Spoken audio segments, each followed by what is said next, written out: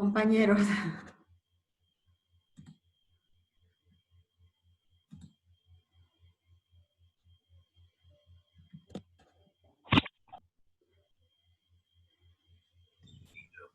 Ahí me gusta, pero sí que siento que tiene una dificultad para trabajarlo tal vez.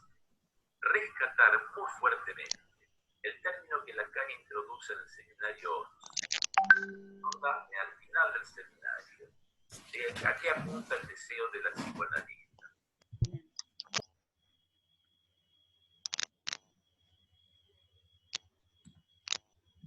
Buenos días, ¿cómo están?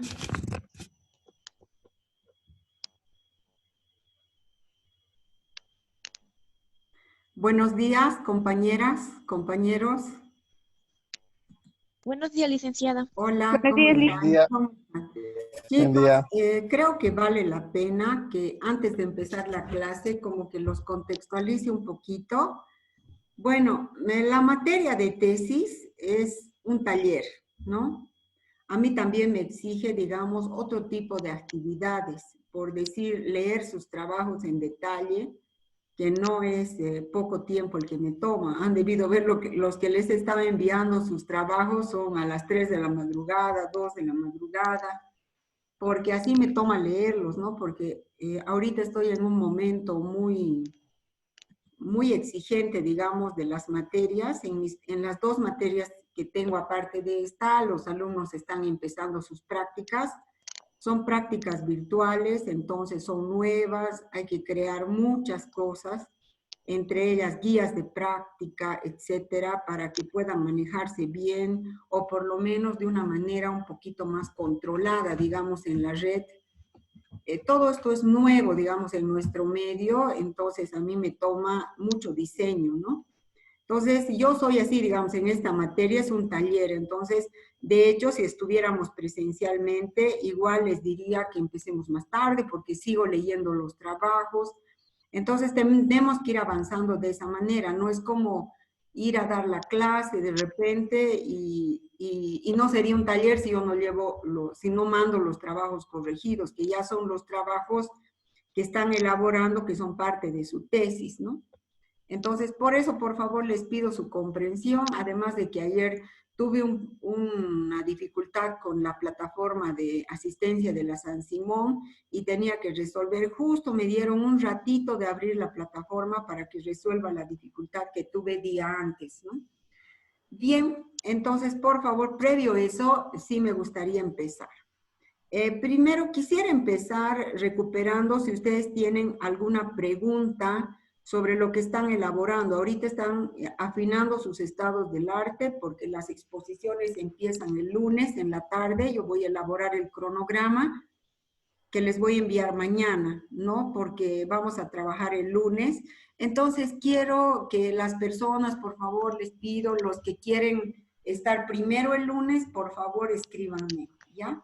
Y otros, a los demás los voy a poner entre el lunes y el martes por la mañana, ¿ya? A ver, me gustaría escuchar qué preguntas tienen ahora.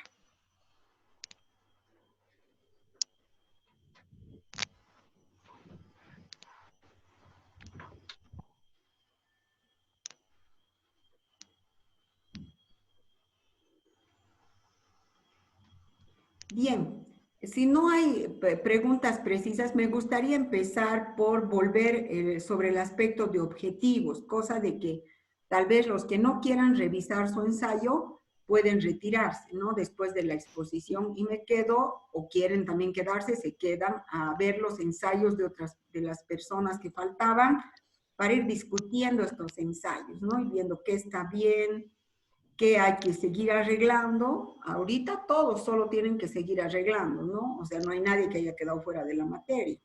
Entonces, pero de algunos está aprobado, por supuesto, su ensayo, y otros, por supuesto, han mandado ya correcciones, y la mayoría de las correcciones están aprobadas, porque verdaderamente me alegra, ha habido una sustancial mejora, han entendido bien de lo que se trata el ensayo académico, que es entender también lo que es la tesis, ¿no?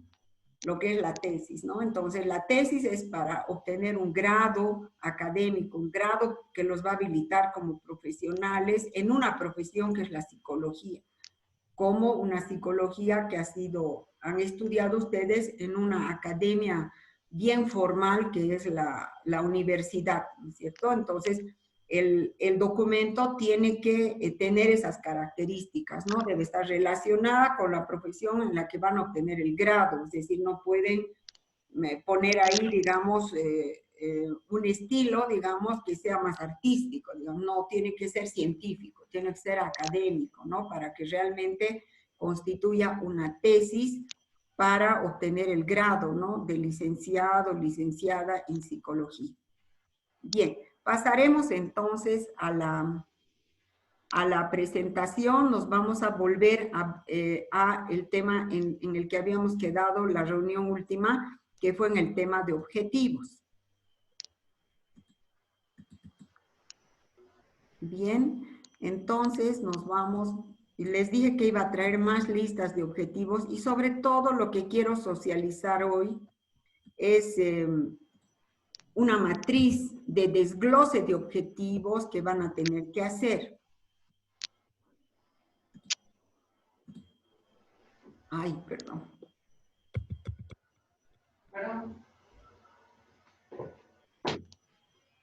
Bien, muy bien. Entonces, ya habíamos visto algo de esto, ya habíamos avanzado la anterior reunión.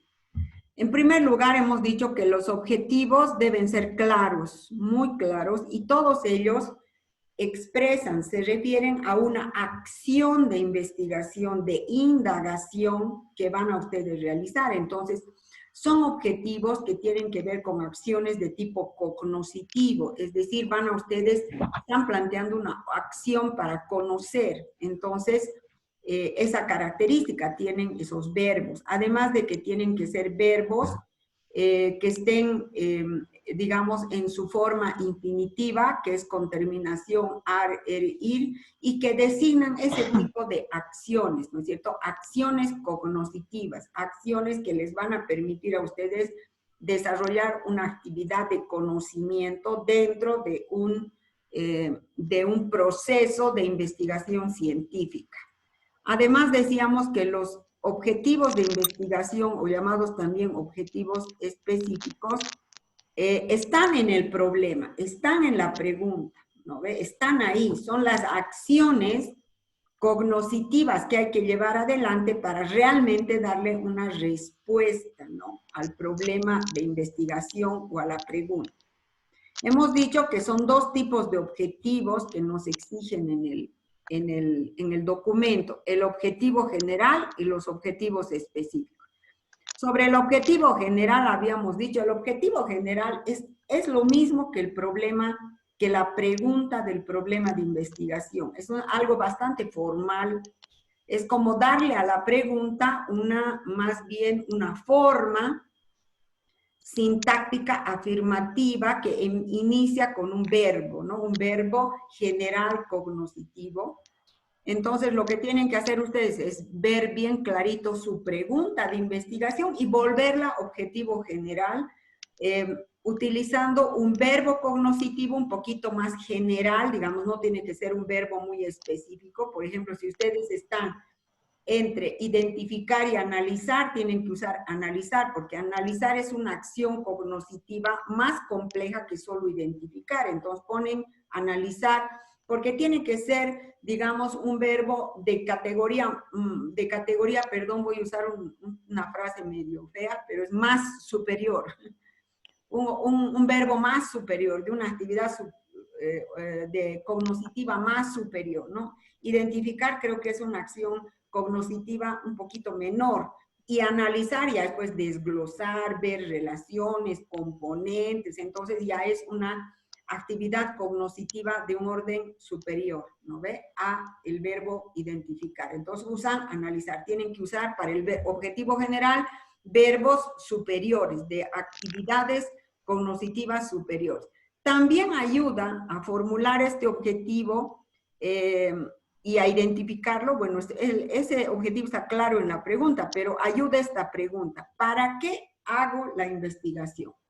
¿Para qué se hace esta investigación? Me tengo que preguntar, ¿para qué hago esta investigación? Y me responderé, ¿no ve? Para, ¿no es cierto?, analizar de repente las líneas de investigación que se están desarrollando en lo que va de este siglo sobre, de repente, el espectro autista, de repente, ¿no? Ustedes si están haciendo una investigación documental, ¿no? Si están haciendo una investigación aplicada, es lo mismo, ¿no? Ayuda mucho esta pregunta, ¿sí? La respuesta implica, por supuesto, a esta pregunta, la acción grande de investigación que vamos a hacer, ¿no?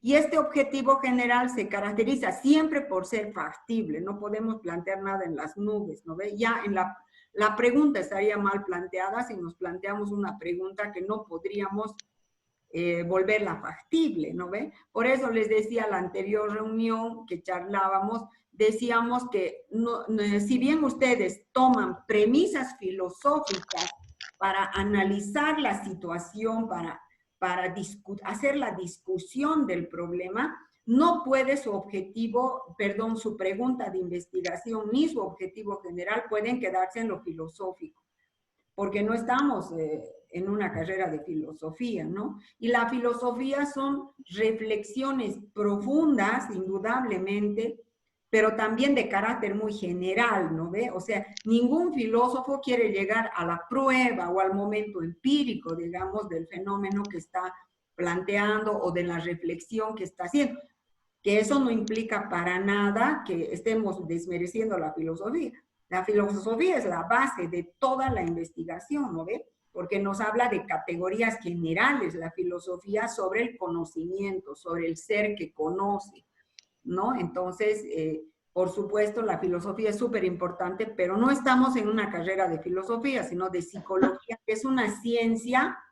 La psicología ya es una ciencia, o sea, tiene un carácter, ¿cómo les diría? Tiene un carácter formal, teórico, pero también tiene un carácter aplicado, esta ciencia que nosotros utilizamos.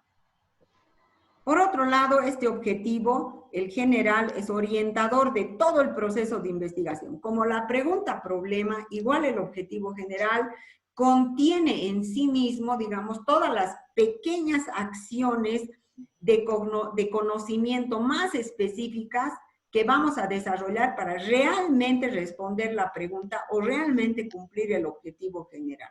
Y por otro lado, este objetivo debe ser evaluable. ¿En qué sentido evaluable?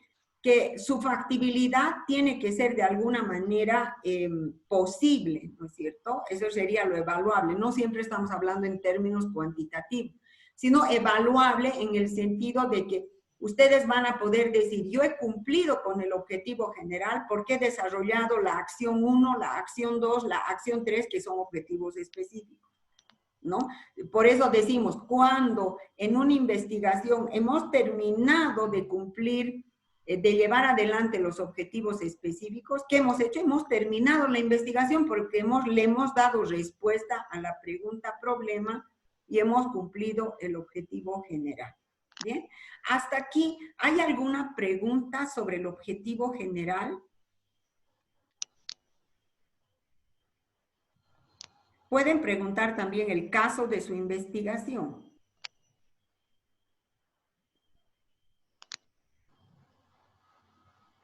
Bien, vamos, ¿sí?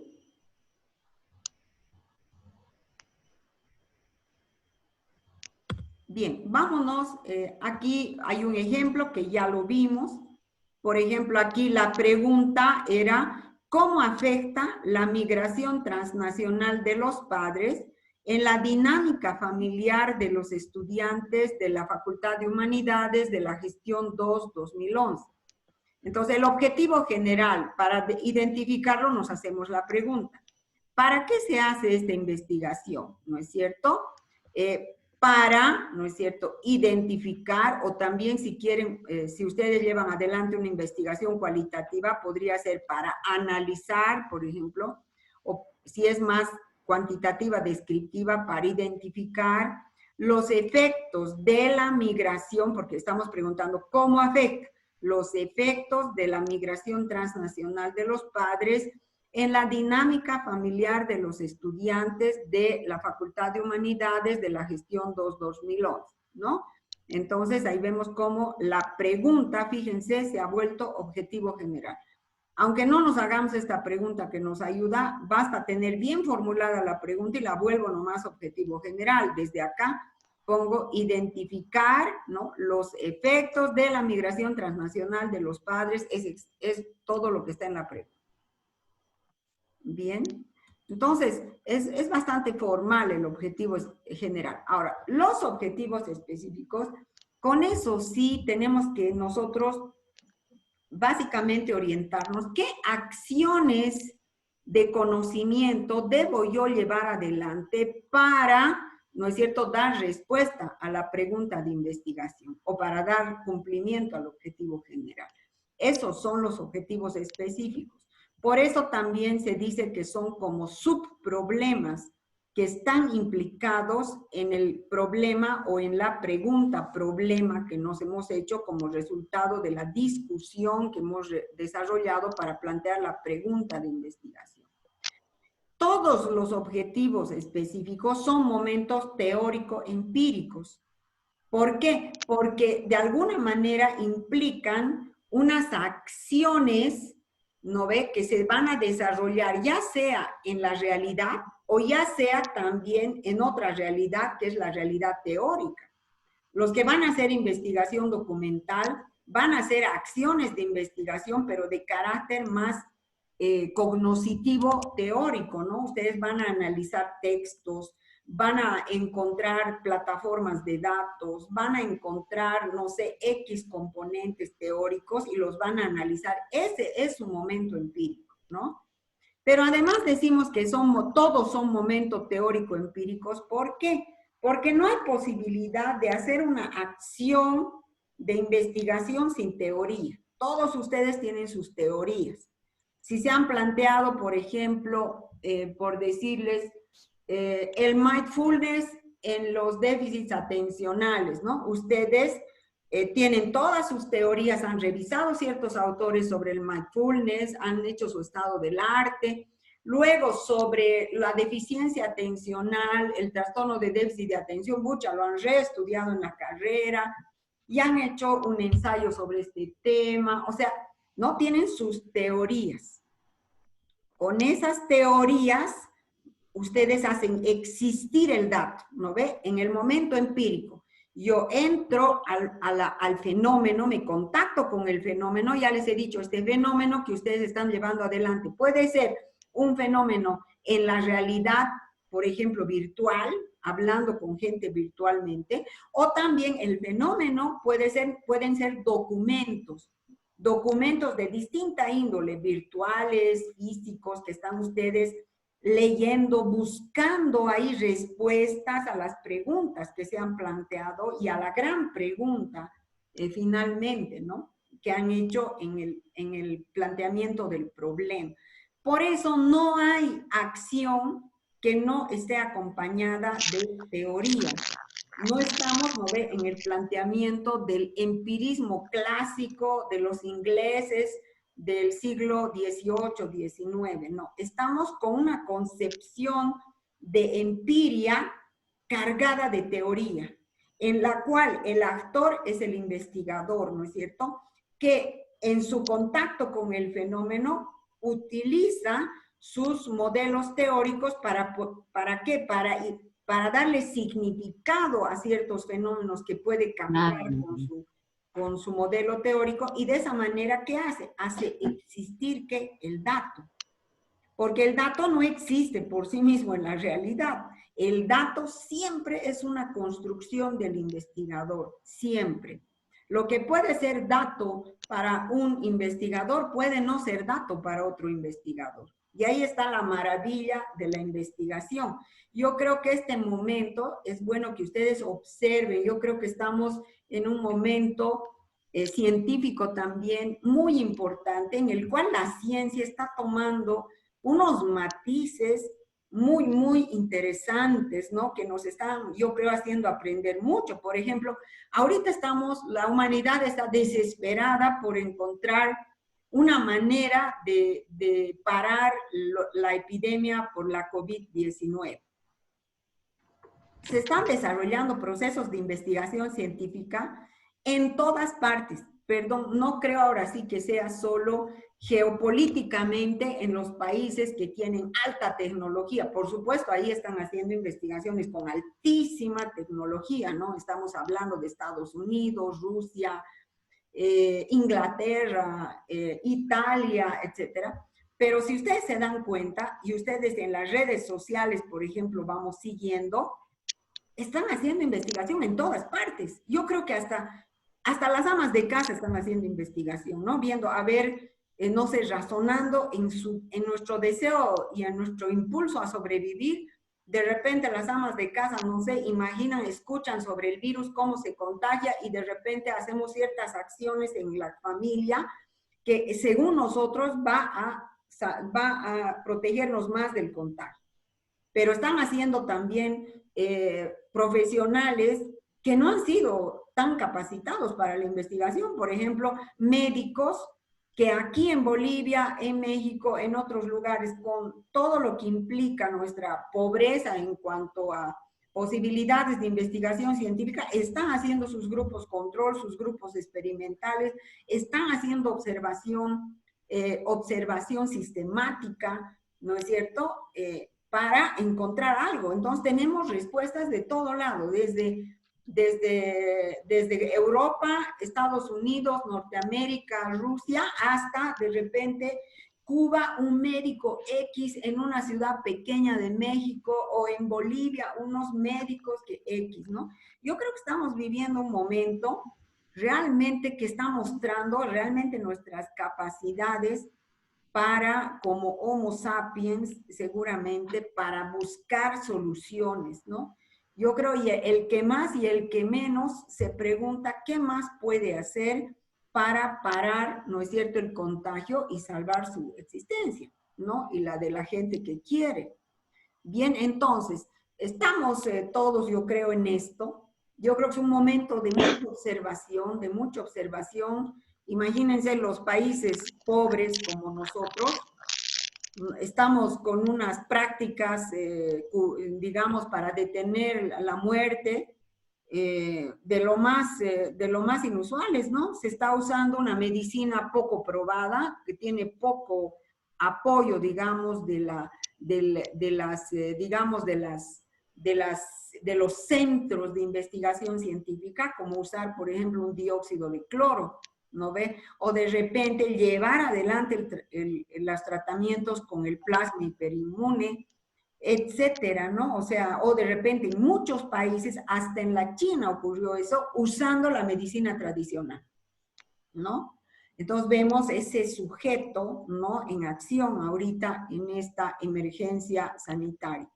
Bien, entonces, estos objetivos específicos deben ser más concretos, son acciones de investigación, son acciones de conocimiento, son acciones cognitivas que debemos llevar adelante, que va a ser, por ejemplo, identificar, medir, diferenciar, jerarquizar, etcétera. Son acciones de conocimiento que vamos a llevar adelante para lograr, ¿no?, el objetivo general y lograr una respuesta a la pregunta problema. También se expresan en verbos en tiempo infinitivo, y por otro lado son acciones mucho más concretas, ¿no?, que las que está implicada en el objetivo general. Eso no quiere decir que el mismo verbo del objetivo general a veces está también en algún verbo de objetivo específico. Se puede hacer eso, ¿bien? Estos objetivos deben ser factibles, quiere decir posibles de llevar a cabo, orientadores, porque van a orientar nos vamos a orientar con esos objetivos respecto del fenómeno que queremos conocer, y también deben ser evaluables. Lo mismo, evaluables, yo diría, en los términos del investigador, evaluables en los términos del paradigma de investigación del investigador. Si un investigador está diciendo, estoy haciendo una investigación cualitativa, no lo podemos evaluar con criterios de la investigación cuantitativa, porque sabemos que son dos enfoques distintos.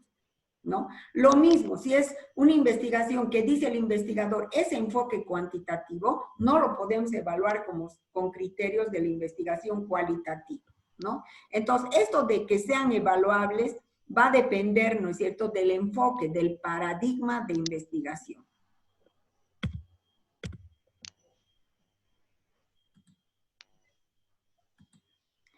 Bien, entonces, aquí con el mismo ejemplo, ¿cómo afecta la migración transnacional de los padres en la dinámica familiar de los estudiantes de la Facultad de Humanidades de San Simón de la Gestión Tantos? ¿No es cierto? Su objetivo general, ya hemos visto, sería identificar, o podría ser también analizar, los efectos de la migración transnacional de los padres en la dinámica familiar de los estudiantes de la Facultad de Humanidades.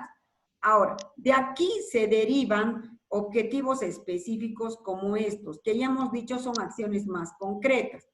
Por ejemplo, analizar, ¿no? Sería analizar, porque vamos a hacer toda una discusión, un análisis, y además vamos a identificar componentes. Analizar los efectos de la migración transnacional del padre y o madre en la estructura familiar. Por ejemplo, aquí va a ser interesante porque está diciendo esta investigación que va a haber el efecto de la migración transnacional de padre y madre y también va a haber el efecto de la migración transnacional del padre o de la migración transnacional de la madre en la dinámica familiar de los estudiantes. Identificar los efectos en los roles y funciones de los componentes de la familia. Por ejemplo, esta migración transnacional, se van los papás y seguramente eso es un impacto en los roles y funciones, ¿no ve? ¿Qué rol llega a tener un padre que, digamos, ejerce su función paterna a través del WhatsApp desde España? ¿Cómo lo hace? ¿Cómo lo hace una madre? Y aquí, ¿qué tal los roles de los que se han quedado? ¿Qué hacen los hijos? ¿Qué roles toman?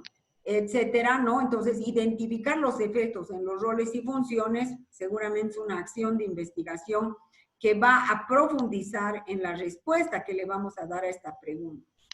Describir los problemas familiares más importantes generados por la migración transnacional del padre y o madre en la familia.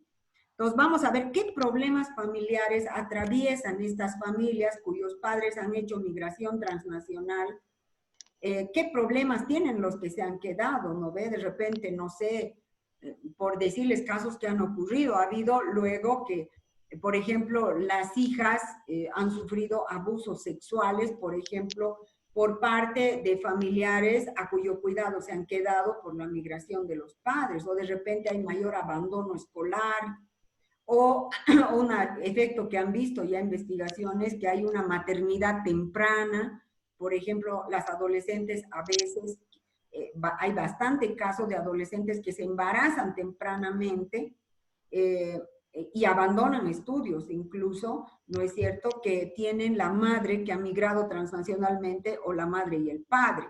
Todo eso, por supuesto, lo tenemos que tener mucho estado del arte para ver qué dicen las investigaciones, ¿verdad?, sobre este problema. Nos va a dar modelos teóricos, tal vez me convendría utilizar el modelo teórico de la psicología sistémica, que trabaja mucho sobre estructura y dinámica familiar, o el modelo psicodinámico del psicoanálisis. Bien, otro objetivo podría ser comparar los efectos de la migración transnacional del padre con los efectos producidos por la migración de la madre. Por ejemplo, ¿qué pasa en la familia en cuanto a roles, en cuanto a problemas? Si migra el padre, si migra la madre, por ejemplo, ¿no? Seguramente va a ser interesante. Fíjense, son 4 objetivos específicos que salen de la pregunta, problema o del objetivo general. Son por eso como subproblemas cada uno, ¿no? Por ejemplo, aquí yo marcaría algo, aquí yo puse identificar, pero en el objetivo específico puse analizar. Yo creo que aquí no está bien identificar, eso voy a arreglar. Debería venir aquí analizar, porque no puede ser que el objetivo general tenga un verbo de menor nivel cuando un objetivo específico tenga uno de mayor nivel.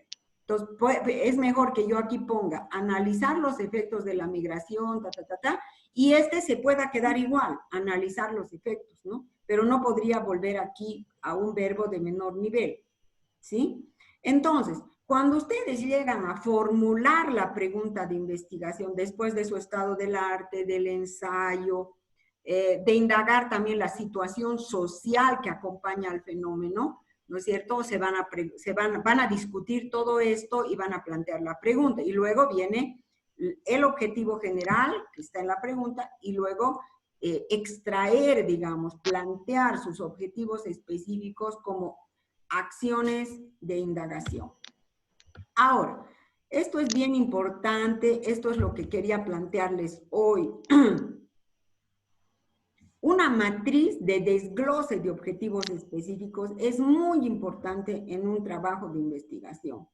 ¿No? ¿Qué hago con esta matriz? ¿Para qué sirve esta matriz? Esta matriz sirve para que yo, del objetivo específico, lo desglose en todos sus componentes, de manera que yo aborde ese objetivo de una manera, podríamos decir, muy sistemática, ¿no ve? Muy sistemática, de manera que todo quede claro en cuanto a ese objetivo y realmente yo lo pueda alcanzar a cumplir, ¿no? Lo pueda alcanzar a cumplir. Entonces, yo he planteado esta matriz en la que inicio con, son 5 columnas, creo. No, son 6 columnas. En la primera columna pongo el número de objetivo específico, de repente 1, 2, 3, 4 máximo, no lleguen a 5 en una investigación porque es demasiado. 4 objetivos específicos y lo mínimo 2, ¿no es cierto? Aquí es, en la primera columna coloco el objetivo específico como está redactado, de repente tomando uno del anterior ejemplo podría ser analizar, por ejemplo, por decirles, digamos, identificar los problemas familiares que se dan como producto o relacionados, podría ser mejor, más que como producto, relacionados con la migración transnacional de los padres, los problemas familiares relacionados con la, tal vez serían los problemas familiares que se han dado en ese núcleo familiar después de la migración transnacional de los progenitores, ¿no? Entonces yo tengo, ya cuando redacto el objetivo, tengo que tener claro, con este objetivo voy a hacer medidas o con este objetivo voy a buscar explicaciones, ¿no ve? Voy a tratar de lograr comprender en profundidad el fenómeno, ¿no es cierto? Me estoy planteando si este objetivo va a ser cuantitativo o si va a ser cualitativo, que tiene mucho que ver con la pregunta problema. Entonces, la segunda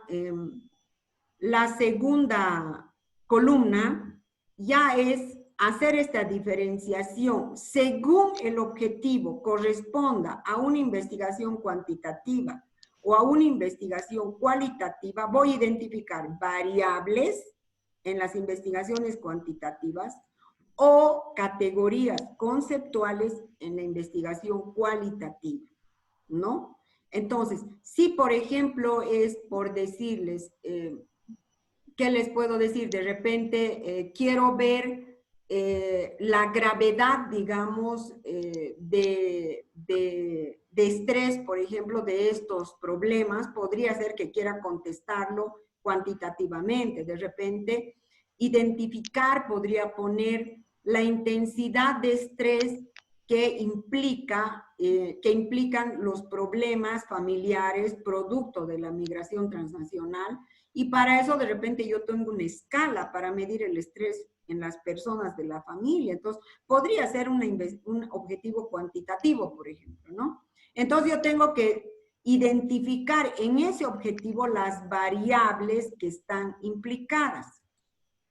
Por ejemplo, si estoy aquí, describir, digamos, los problemas familiares más importantes, estoy en el objetivo específico 3, describir los problemas familiares más importantes generados por la migración transnacional.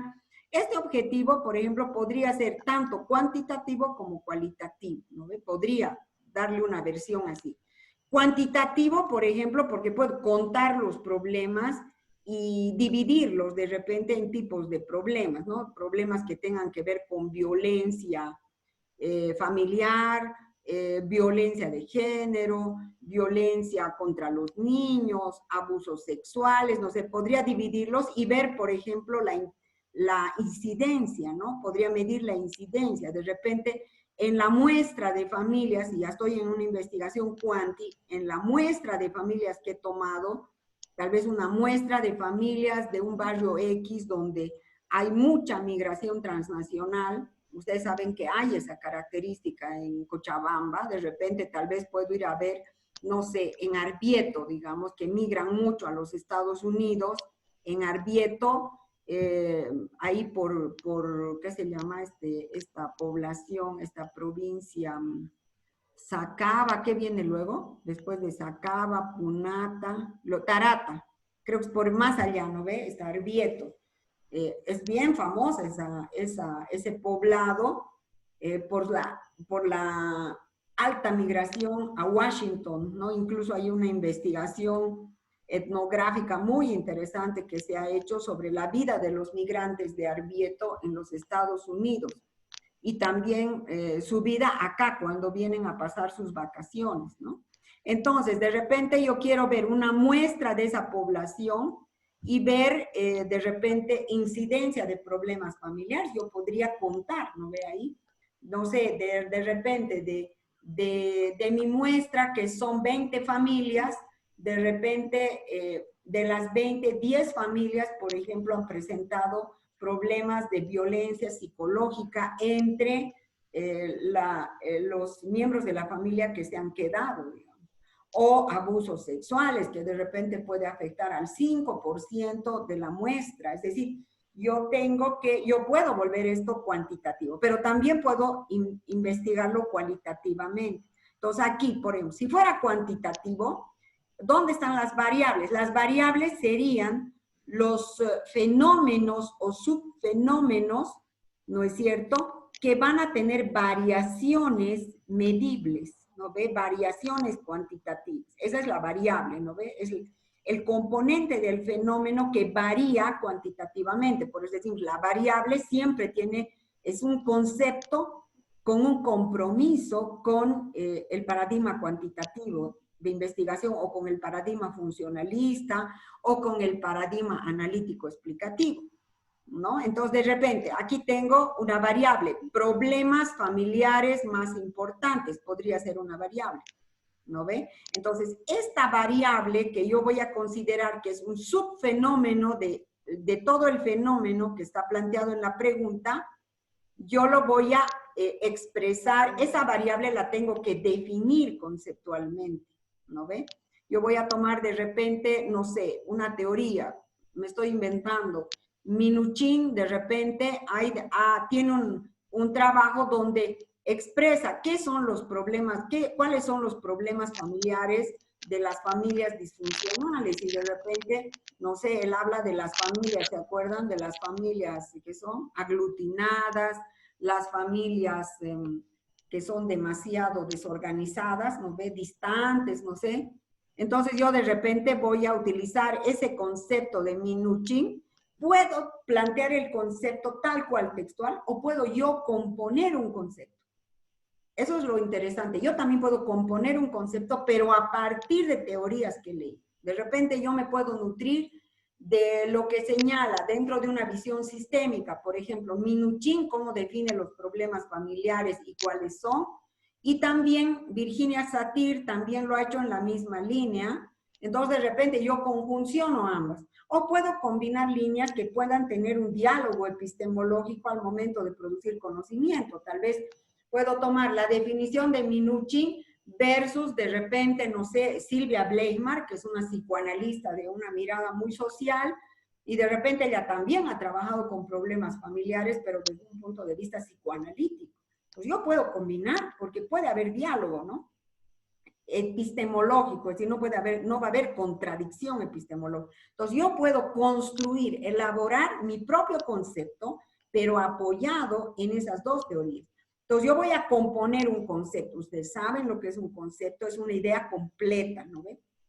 Entonces es una idea completa que explica algo, un objeto, un fenómeno, una parte de un fenómeno, pero voy a poner mi propia, no sé, en la investigación entendemos los problemas familiares de familias que han vivido la migración transnacional de acuerdo al estudio de Satir, de Minuchin y tal vez de otra investigación local que ha estudiado a las familias de migrantes transnacionales, son de repente conflictos que quiere decir posiciones contrapuestas respecto de determinados temas específicos. Por ejemplo, la relación entre hermanos. No sé, de repente el tema de la autoridad y el poder alrededor de esto. O sea, yo tengo que construir un concepto no tienen que escribir una teoría, tiene que ser un concepto, una idea bastante aterrizada, digamos, bastante no extensa, bastante aterrizada, ¿verdad? Y digo, no, al final digo como paráfrasis, ¿en qué teorías me he basado? He leído Minuchin, he leído Satir, he leído, etcétera, una investigación local, ¿no ve? Entonces pongo como paráfrasis y de esa manera yo he construido el concepto. Entonces, esa variable tiene que tener una definición conceptual. Lo mismo si fuera investigación cualitativa. Si fuera investigación cualitativa, más o menos es igual, o sea, problemas familiares más importantes va a ser también una categoría conceptual que luego va a ser una categoría de análisis cuando esté analizando el fenómeno. Entonces, en la categoría conceptual, igualito tengo que plantear un concepto. De la misma manera, puedo tomar un concepto textual de algún autor que ya lo ha identificado claramente y ese concepto me conviene, digamos, en cuanto a los métodos y técnicas que voy a usar, o bien puedo componer yo un concepto, pero bien apoyado en modelos teóricos, ¿no ve? Y tiene que ser también muy conciso, ¿no? No es un escrito acá. Entonces, igual tengo que identificar ya sea las variables, ya sea las categorías de análisis, según sea investigación cuantitativa o investigación cualitativa. ¿Y qué otra variable hay aquí? Aquí hay otra variable. Migración transnacional es otra variable. ¿No ve? Migración transnacional, pucha, eso está redefinido, hay mucha investigación sobre migración transnacional en nuestro medio y en otros países. Por ejemplo, en México hay todo un instituto de investigaciones que estudian la migración, sobre todo a Estados Unidos, ¿no? México, Estados Unidos, donde han generado montones de investigaciones y documentos. Entonces, ustedes seguro van a entrar a perseguir esas investigaciones, las que se han desarrollado en Bolivia, y también van a definir conceptualmente qué entendemos, qué va a entender su tesis por migración transnacional.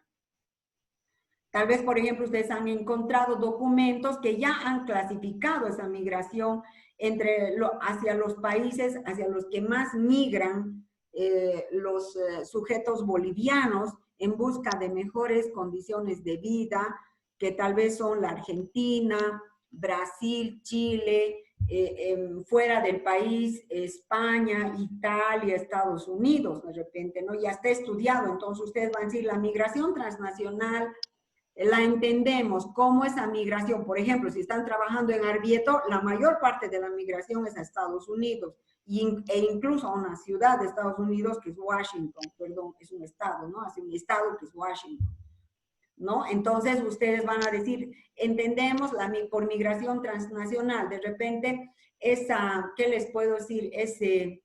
La migración es pues como un movimiento poblacional, ¿no ve? El movimiento de la población de Arbieto en condiciones, no sé, de mujeres de tales edades para, digamos, hacerse parte ¿qué se puede decir? Del sistema productivo informal, digamos, de la ciudad o del estado de Washington, etcétera, ¿no? Ustedes lo van a definir, ¿no ve? Entonces, eso es bien importante. Entonces, lo primero con esa matriz es identificar ya sean las variables o ya sean las categorías conceptuales que están implicados en cada objetivo, ¿no? En cada objetivo. Entonces, Por eso la primera columna es la segunda columna es de los objetivos específicos, tal cual los he redactado. Luego hago este desglose, identifico las variables o las categorías conceptuales que están implicadas en cada objetivo.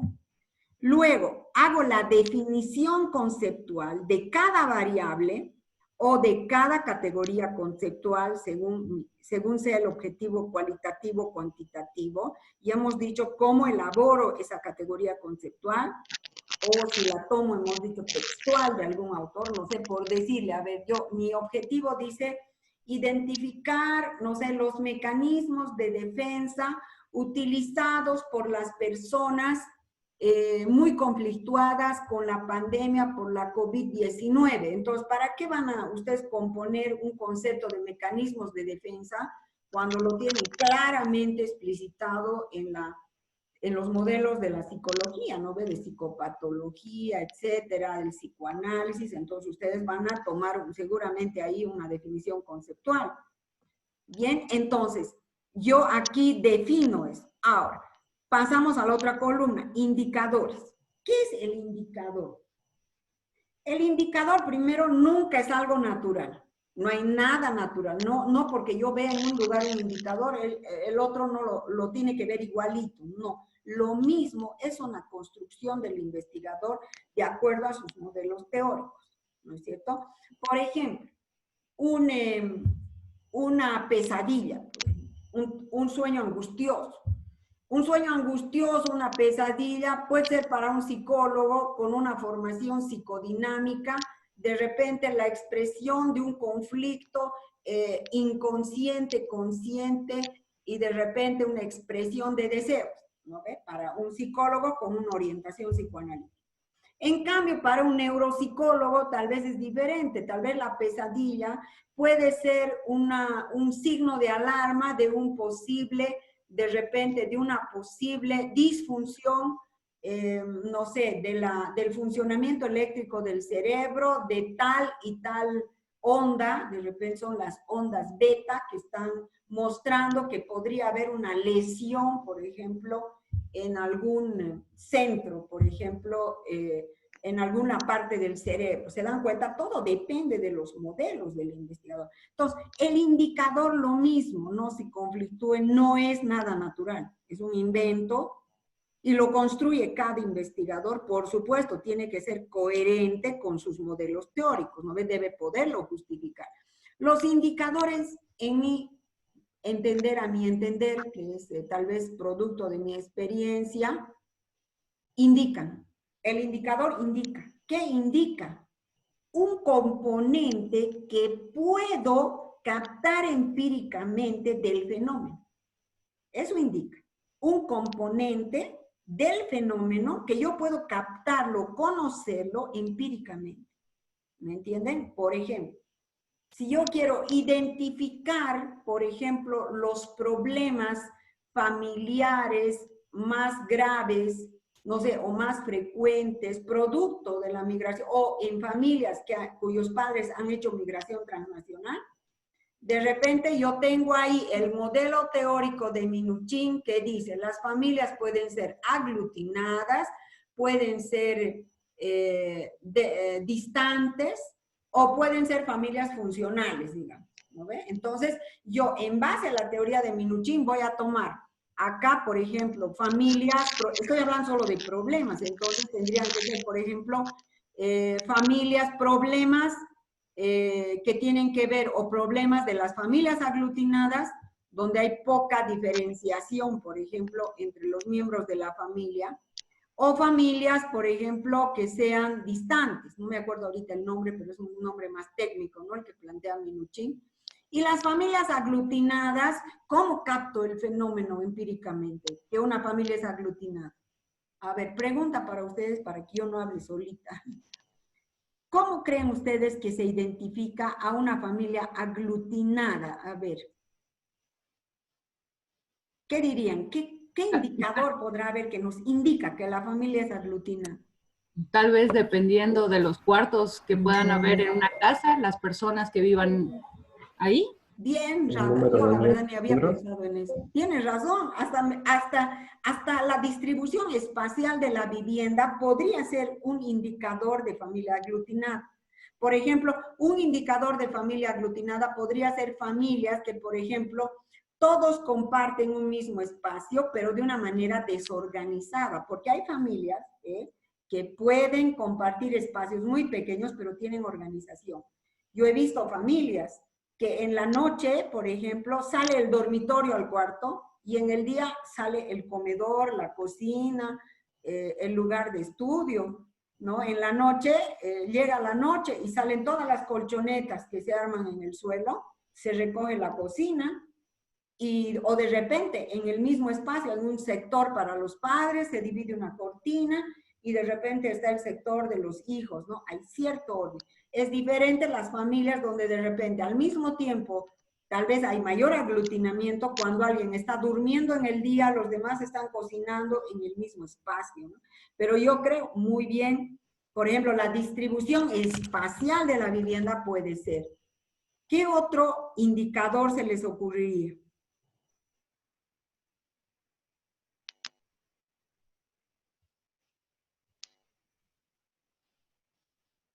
Tal vez, por ejemplo, un indicador podría ser qué diferenciación hacen entre las necesidades o los derechos también de cada uno de los miembros de la familia. De repente, no sé, las familias donde se respeta, por ejemplo, la privacidad de los adolescentes. No, el adolescente tiene su mundo privado, no como papá o como hermano o como hermana yo no quiero meterme mucho o me meto hasta donde creo que me necesitan, pero después no ando como metiéndome en los problemas de mi hermano adolescente, por ejemplo, por más de que yo sea su hermana mayor, ¿no ve? Entonces, tal vez ahí no hay aglutinamiento, sí hay mayor diferenciación. Eso es bien importante. Las familias funcionales están bien diferenciadas sin estar distantes, ¿no ve? Aquello de estar juntos pero no revueltos, como dice esa frase popular, ¿no ve?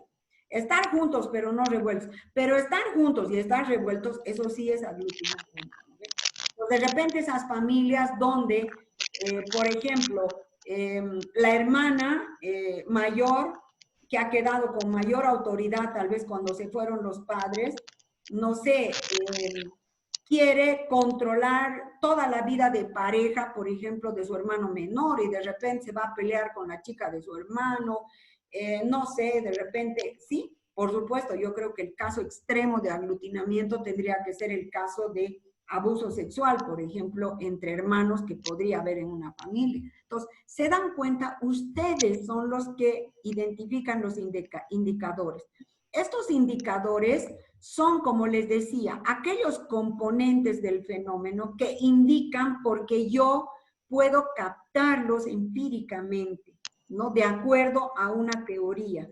Y voy a identificar indicadores en la variable que van a ser de tipo cuantitativo. Por ejemplo, si yo digo, ¿cuál es el nivel de estrés? O identificar el nivel de estrés de una familia cuyos padres han migrado transnacionalmente. Y yo tengo una checklist para medir el estrés. Entonces diré ahí que las familias más estresadas de repente son las que tienen una puntuación superior, digamos, si es una escala de 1 a 10, las que tienen puntuación de 8 para arriba, ¿sí? Las que tienen más problema por el estrés, las que tienen menos problema, o sea, va a depender mucho de cómo yo identifico la variable, ¿no? Pero el indicador en una investigación cuantitativa de variables tiene que medirse. El indicador indica algo de medidas, ¿no ve? En cambio, en la investigación cualitativa, el indicador indica, pero de otra manera el fenómeno, ¿no? ¿No es cierto? A través, sobre todo, el indicador va a ser un componente que se puede observar, pero que solamente está definido también teóricamente, es posible de ser definido teóricamente, ¿no? Como decíamos, a ver, mecanismos de defensa, por ejemplo. Mecanismos de defensa podría ser una variable o podría ser también una categoría conceptual. Yo creo que más va a ser una categoría conceptual en investigaciones cualitativas. De repente tomo la taxonomía de mecanismos de defensa de la famosa hija de Freud, Anna Freud, que es quien trabajó mucho sobre mecanismos de defensa, o de repente, no sé, podría ser Laplanche y Pontalis, que en su diccionario de psicoanálisis identifican mecanismos de defensa de acuerdo a la teoría al modelo psicoanalítico. Entonces, yo voy a tomar modelos teóricos para identificar estos indicadores y primero plantearé una taxonomía que va a estar seguro en la definición conceptual también, ¿no ve? Una taxonomía de mecanismos de defensa, voy a tomar la taxonomía de Laplanche y Pontalis, de repente, ¿no? Fácil, pues Laplanche y Pontalis me van a hablar mecanismos de defensa, pueden ser de repente identificar los mecanismos de defensa más primitivos, los más elaborados, identificación proyectiva, no sé, negación, sublimación entre los más elaborados, represión, etcétera, ¿no ve? Tomo una taxonomía y tengo que llegar a identificar el indicador de cada una de esos componentes de la taxonomía. Por ejemplo, voy a tomar tal vez de repente identificación proyectiva, digamos, ¿no?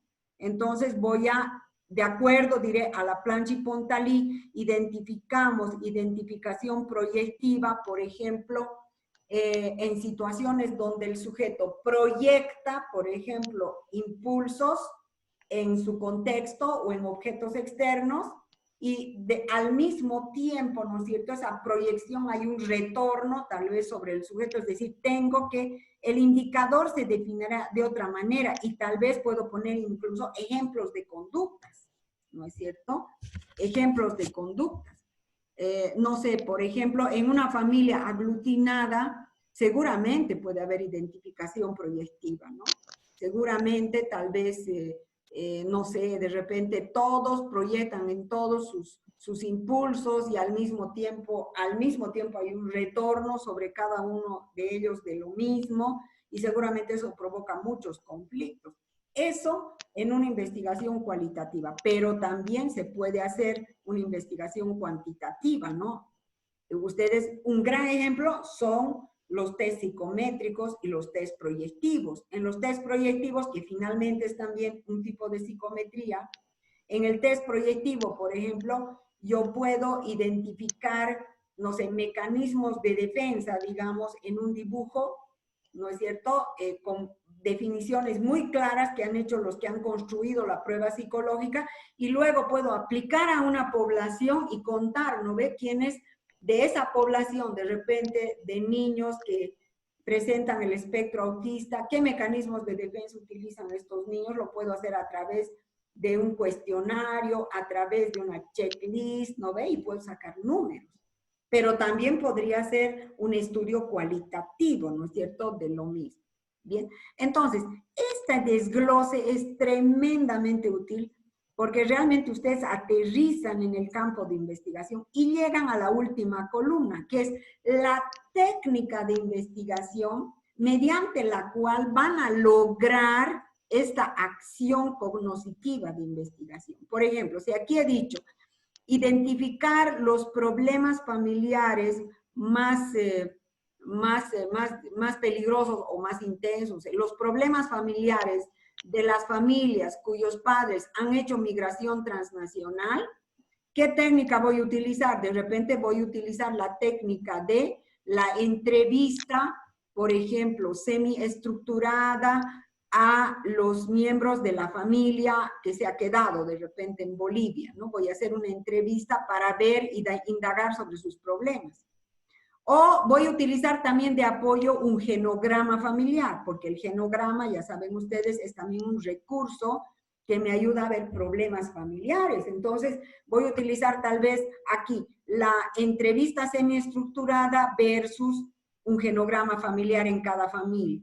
O si voy a hacer una investigación cuanti, tal vez voy a aplicar una checklist de observación de la dinámica de la familia en ciertas situaciones, o voy a hacer un cuestionario, sobre todo bastante estructurado, etcétera, ¿no ve? Es decir, o tal vez, no sé, puedo aplicar una técnica cuantitativa para ver interacciones familiares que existen. Por ejemplo, hay una lista de categorías de interacción grupal de Bales, por ejemplo, de Bales, escribe que tiene 12 categorías y es toda una checklist, ¿no? Para observar a las familias en entrevista.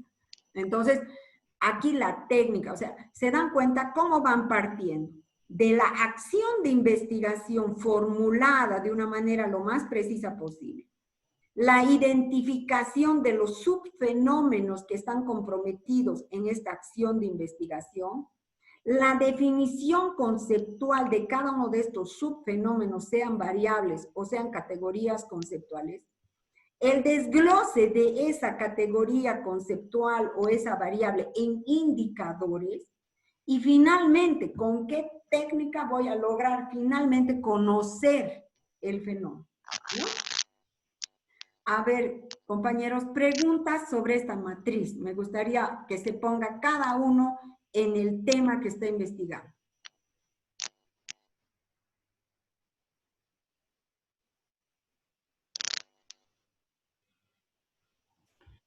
Bueno, licenciada, con respecto a mi tema, yo estaba viendo la posibilidad de como que hacer un encuentro, ¿no? Entre la meditación y la psicología. Entonces, yo no sé si podría ser factible usar como otra variable la psicología. A ver, usted sí está viendo el mindfulness, ¿no? Sí. Y lo va a ver documentalmente. Sí. ¿Ya? Entonces, dependerá de lo que usted se pregunte. Pero a ver, por ejemplo, una pregunta, un objetivo específico podría ser identificar, digamos, el quantum de investigaciones que se han hecho en este siglo, diferenciando por año, por ejemplo, no sé, desde el 2000 hasta el 2000, es un periodo muy largo, pero ¿qué tal? Desde el 2000, desde el 2000 hasta el 2019, ¿no? Ver la cantidad de investigaciones que se han hecho sobre mindfulness, que el mindfulness ya es una conjunción de la meditación oriental versus la psicología cognitiva, ¿no ve? Y la psicología y la neuropsicología, es ese encuentro, el mindfulness, ¿no ve? Sí. Bueno, así más o menos lo entiendo. Pero usted podría, por ejemplo, como un objetivo específico, que le va a ayudar a medir, le va a ayudar a ver cuán presente está en las acciones de la psicología, en sus modelos de abordaje de las diferentes problemáticas, el uso del mindfulness, que ya implica el haber introducido en la psicología una práctica oriental, una práctica que no es científica, la práctica de meditación, ¿no ves? Una práctica de los conocimientos propios, ¿no ves? De una cultura. Pero en su encuentro con la psicología surge el mindfulness. Entonces usted, por ejemplo, podría perseguir, por supuesto tiene que ser concreta, ¿no? No podría ver publicaciones en el mundo. Yo le diría, por ejemplo, publicaciones en castellano, publicaciones en habla castellana, publicaciones, por ejemplo, en países de Europa de habla castellana versus países latinoamericanos de habla castellana, por ejemplo, y usted podría perseguir eso en revistas indexadas de investigación de psicología y hacer un barrido, ¿no ve? Usted viendo, buscando, así como ratoncito de biblioteca, ¿verdad? Viendo a ver qué pasa con el mindfulness. Va a encontrar metaanálisis ya sobre mindfulness. Quiere decir gente que ya ha hecho eso que le estoy diciendo. Entonces va a recuperar metaanálisis y va a ver que de repente ya se han visto pesos de investigación. De hecho, hay curvas que muestran sobre el mindfulness, cómo empezó esto en los años 90, era pues creo que en las revistas más famosas en inglés estaban, no sé, al año unas 2 publicaciones, hasta que actualmente la producción sobre mindfulness en inglés es exponencial, ha crecido. En castellano va a ocurrir lo mismo, seguramente. Entonces, ¿usted qué quiere demostrar con eso? Seguramente el uso del mindfulness actualmente en la psicología, que tal vez plantea como una de las grandes herramientas de la psicología, por ejemplo, para trabajar problemas o trastornos mentales, ¿no? O si usted quiere centrarse en la cantidad de publicaciones que han utilizado el mindfulness en una problemática que usted creo que es la desatención, ¿no? El trastorno atencional. Sí, la educación y la salud en realidad estaba pensando. Y como le digo, tiene que hacer una cosa más concreta, factible. Cuidado que usted se plantee algo muy grande y no pueda alcanzar a hacer eso, ¿no? Porque nosotros también tenemos limitaciones, ¿no? Limitaciones materiales, ¿no? Limitación, Claro. por ejemplo, hay muchas revistas que son pagadas, que usted no va a poder revisar, porque no creo que se pague, digamos, el tener esas publicaciones. Usted seguramente va a indagar en publicaciones que están ahí para uso, que son gratuitas, ¿no? Revistas gratuitas, como las Cielo, las que están en Redalic, etcétera. Usted va a entrar a eso seguramente, ¿no? Sí. Entonces tiene que plantear todo eso en su pregunta, ¿no? No en la pregunta misma, sino en la explicación que luego da a la pregunta o las aclaraciones que hace a continuación de la pregunta, para que la pregunta no sea todo un enredo, ¿no? Entonces, Ya. usted, por ejemplo, ahí puede ver eso hasta cuantitativamente. Puede luego decidir, voy a hacer análisis de contenido cualitativo, porque o cuantitativo también es posible. Voy a utilizar para cuantitativo un programa, por ejemplo, el Atlas T. Usted va a usar el Atlas T, digamos, para hacer el análisis de contenido de las publicaciones sobre este tema, mindfulness y trastornos del aprendizaje, digamos, ¿no? Entonces, usted va a aplicar ese programa a las publicaciones que usted va a poder identificar, que son todas publicaciones, perdón, es un programa como muchos de estos basados en el análisis del lenguaje, ¿no ve? Que está en los artículos. Entonces usted va a decir, no sé, por ese análisis, de repente con el Atlas T, usted va a definir que todas esas publicaciones han tomado al mindfulness de tal manera con este concepto y han enfocado las dificultades en el aprendizaje de esta manera porque han usado estos conceptos y estos términos. Es bien interesante un fenómeno, un estudio así. Ahora, también usted puede hacerlo cualitativamente. Usted con un criterio selecciona las publicaciones y usted entra a leer cada publicación y va llenando una matriz, ¿no es cierto?, de análisis de contenido, ¿sí? Entonces, allí usted va a llegar hasta la técnica, digamos, va a decir, yo voy a estudiar eso con el uso del Atlas T, o voy a lograr esto a través de el análisis cualitativo de contenido en base al uso de una matriz base de datos, ¿no? Ya. Le va a servir como la herramienta para leerse cada artículo y plantear este artículo que ha sido publicado el 2010 en español, sigue la línea de la psicología, de la neuropsicología. Y toma del mindfulness, por decir, el modelo utilizado por X corriente de la meditación o del mindfulness. Entonces usted va a llenar en esa matriz todo eso y luego va a poder pronunciarse seguramente sobre la pregunta de investigación que se va a hacer. Ya, muy bien. ¿Ah? Muchas gracias. Ok. Me gustaría para los que van a hacer análisis documental, muy interesante que pudieran familiarizarse con el Atlas T. Yo no lo manejo bien, he llevado un curso así bien breve de Atlas T en la universidad, en la Católica, pero sí tenemos un compañero que ha usado el Atlas T, que es muy, yo pienso que realmente es un chico que logra manejar muy bien el Atlas T, que es Javier Olmos. Le podríamos pedir a él que tal vez venga a una clase taller y pueda dar una charla sobre el Atlas T. Sería muy bueno. A ver, yo creo que sí nos aceptaría porque es una manera también de socializar un poco la investigación que él ha hecho con su tesis. Bien, entonces, y por otro lado hay análisis de contenido cualitativos, que también son riquísimos los análisis de contenido cualitativos, que se hacen mucho para ver análisis de discurso, ¿no? Bien, a ver, más preguntas sobre la matriz que tienen que hacer.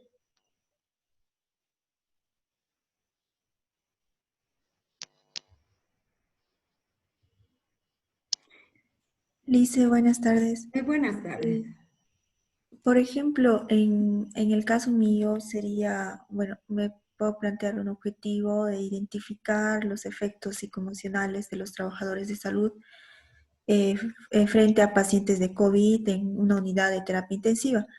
En indicadores, en la categoría conceptual, tendría que explicar entonces qué es un efecto psicoemocional, cómo se está Claro, definiendo. ¿qué es un efecto psicoemocional? ¿Qué es un fenómeno psicoemocional, no? Para eso tiene que revisar bastante, pero seguramente va a tener usted que usted misma construir ese concepto apoyada en diferentes modelos teóricos. Ah, ya, o sea, puedo tomar varias teorías. Puede tomar siempre que admitan, ¿no? Un interdiálogo epistemológico, ¿no? Porque no va a ser bueno que usted, a ver, por ejemplo, no sé, por ejemplo, usted quiere enfocar los efectos psicoemocionales, por ejemplo, de una manera no positivista, por ejemplo, que no busque mucho estigmatizar a la gente dentro de trastornos. Tal vez usted quiera utilizar un modelo menos así estigmatizante y de repente usted, no sé, utilice una teoría de los trastornos psicoemocionales en crisis, digamos, ¿no? Donde no se busca hacer psicodiagnóstico, sino solamente se enfoca en las manifestaciones en las personas sin decir, bueno, ha desarrollado un trastorno generalizado de ansiedad tal vez, o no sé, está en este momento, no sé, en un momento X del trastorno de estrés postraumático. Podría ser, ¿no? Que usted tiene que decidir eso.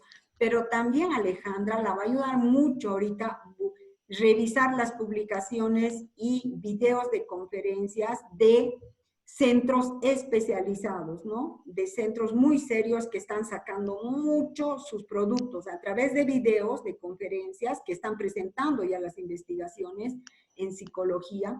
Por ejemplo, ha salido una guía que está en inglés, que es una guía de los Estados Unidos para las intervenciones psicoemocionales. Entonces, yo tengo el nombre, pero no tengo la guía. Tal vez usted la puede encontrar en la web, ¿no? La guía.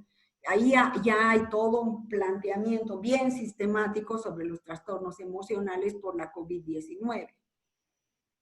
Ah, ya, la voy a buscar, Lice. No sé si he Muchas respondido la pregunta. Sí, Lice. Sí, ahora sí me ha quedado claro. Ya. Por ejemplo, usted seguramente va a plantearse cuáles son los efectos psicoemocionales, digamos, que presentan el personal de primera línea de la unidad de terapia intensiva. Entonces usted, por supuesto, una categoría conceptual, si la investigación va a ser cualitativa, va a ser, como usted ha dicho, trastornos psicoemocionales, ¿no? Por otro lado, otro componente de la categoría va a ser personal, ¿no es cierto?, de primera línea, de atención de primera línea en una UTI. Entonces ahí va a tener que poner roles y funciones seguramente del personal, ¿no? Por ejemplo, el rol de la enfermera, de las enfermeras, porque en la pandemia todos deben trabajar por parejas, ¿no?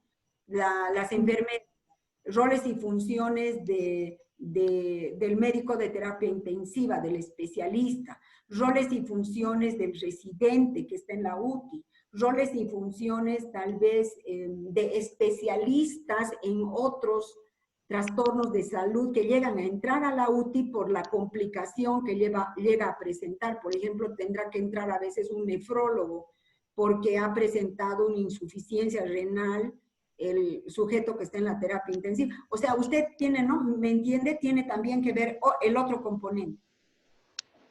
Si es que va a tomar a todos. Ahora, si usted se centra en los efectos psicoemocionales, en las enfermeras, digamos, de la terapia intensiva, entonces solo se queda con roles y funciones de las enfermeras. Ya, está bien, Lice. Sí, voy a definir solo un grupo de trabajadores de salud.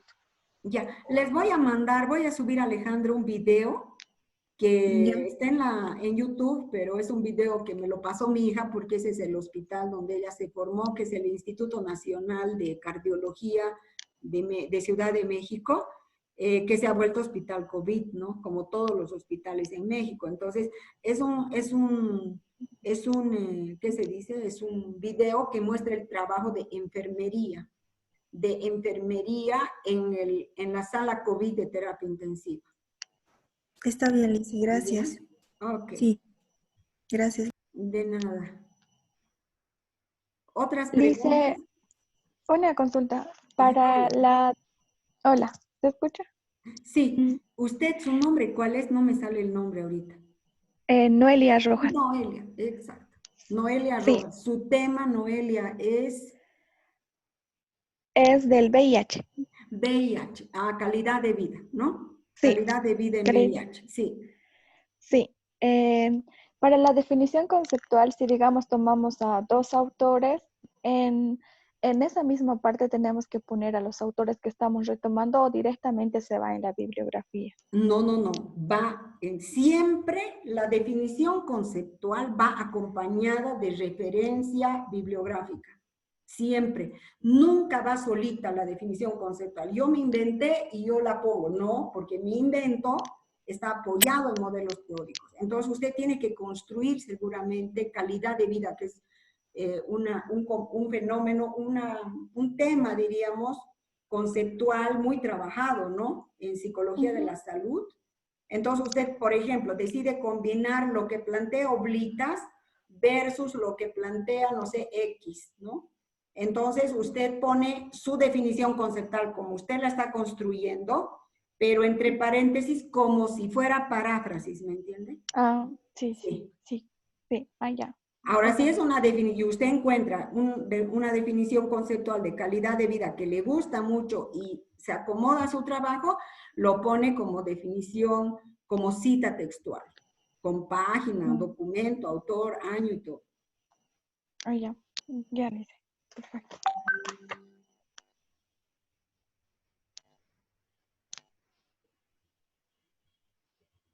Seguramente esto vayan adecuando ya todo lo que están pensando, incluso en el estado del arte, pues es el momento también de encontrar definiciones conceptuales, ¿no? Cuando uno está leyendo documentos de investigación, artículos de investigación, ahí ve, ¿no? Cómo dicen los autores, entendemos en esta investigación, hemos entendido al ejemplo, al trastorno de estrés postraumático de acuerdo a la definición del CIE-10, de repente, ¿no? Que lo define como la enfermedad así con estos síntomas. O hemos tomado la definición del DSM-5 o del DSM-4. Entonces, ustedes ahí van a ver en los artículos cómo los autores de las investigaciones meten definiciones. Entonces, tal vez alguna les sirve, ¿no ve? Para hacer la definición, les parece buena o va a aportar a su definición conceptual.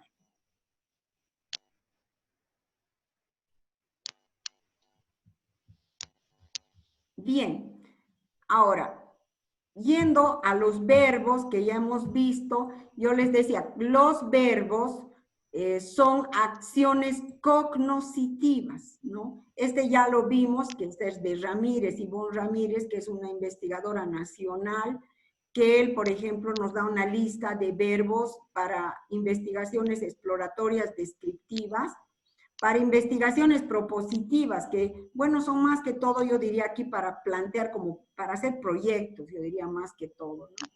Y para investigaciones cuantitativas experimentales. Pero una de las que más usamos es la famosa taxonomía de verbos de Bloom, ¿no? Que miren, había tenido una antigüedad terrible, había sido de 1956. Y sin embargo, esto está vigente. ¿Cuándo no usamos esta famosa tablita de verbos, esta taxonomía, ¿no? Entonces, esta es la taxonomía de verbos para acciones cognitivas de Benjamin Bloom, del 56. Son verbos, dice, que se pueden utilizar para expresar objetivos de tipo cognitivo. Entonces, aquí tienen niveles. Por ejemplo, para acciones cognitivas de conocimiento, está este listado, ¿no? Enlistar, localizar, enumerar, repetir, registrar. Luego están en otro nivel un poco más superior, qué feo suena, más superior, pero un nivel superior, diríamos, están los verbos que les permiten comprender. Ahí estarían mucho las investigaciones quali, ¿no? Interpretar, traducir, reafirmar, describir, reconocer. Están aquellos que son acciones de aplicación, ¿no? Aplicar, emplear ya para tal vez para hacer investigaciones, por ejemplo, de tipo aplicado, también de tipo experimental, ¿no? Verbos que permiten la acción cognitiva de analizar, que también sería para investigaciones cualitativas, ¿no? Verbos que dice ya llegan a un nivel mayor de funciones cognitivas, de uso de funciones cognitivas, que son los que permiten plantear acciones cognitivas de síntesis, ¿no? Formular, no sé, un modelo teórico que explique X cosa.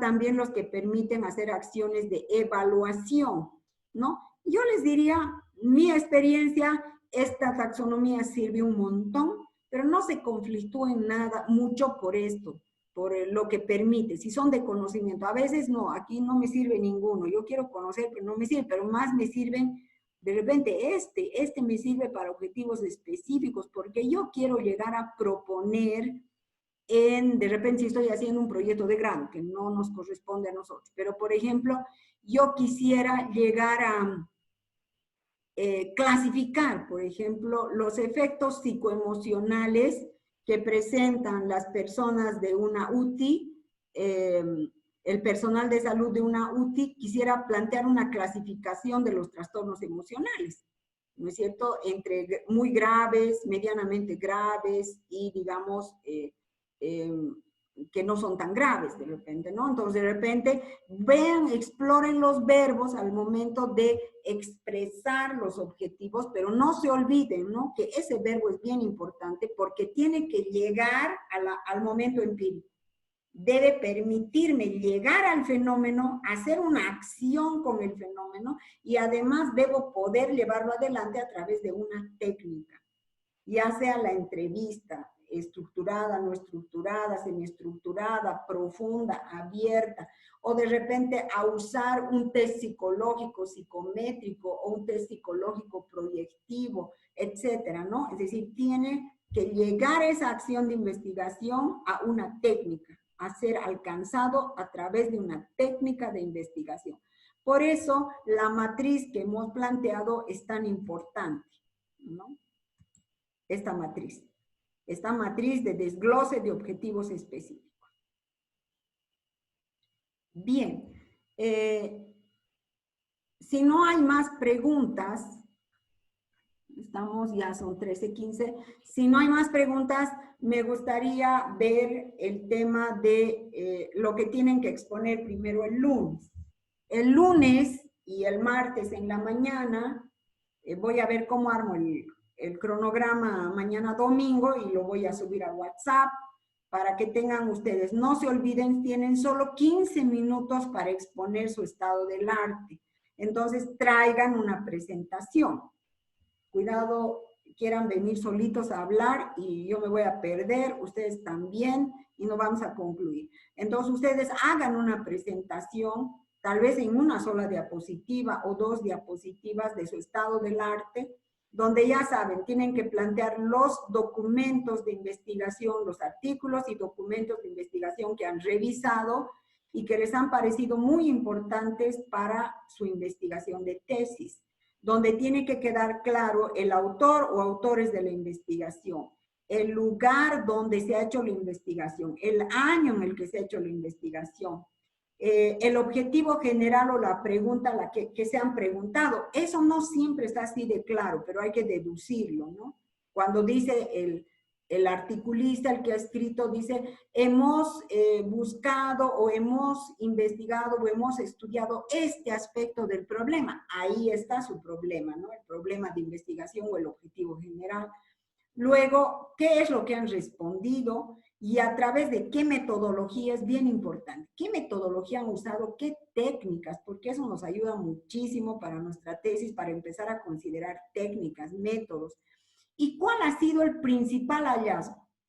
Puede ser el principal o tal vez uno más, pero no entren en mucho, no vean todos los beneficios, sobre todo el más importante o hasta el segundo más importante, diría.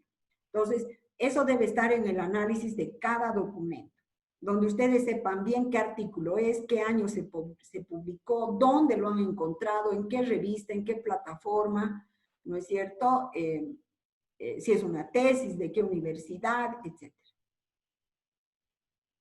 Y, por supuesto, después de exponer el estado del arte, ustedes tienen que hacer un pequeño análisis y señalar de este estado del arte qué es lo que a ustedes más los va a ayudar para su propia investigación, sobre todo para la formulación del problema y para la metodología. O sea, ¿en qué les ayuda? ¿Qué investigaciones y qué ideas de las investigaciones son las que más les va a servir?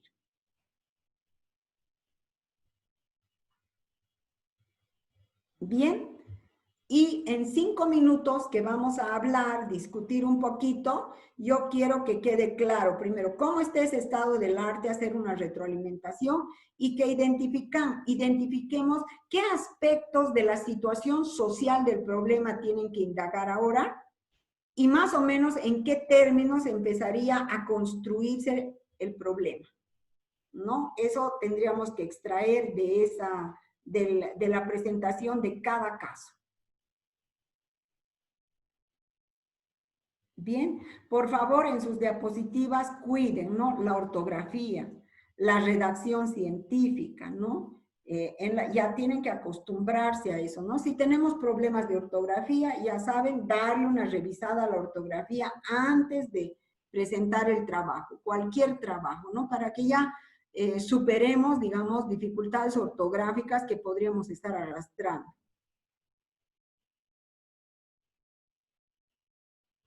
Bien, ¿preguntas para las exposiciones del lunes?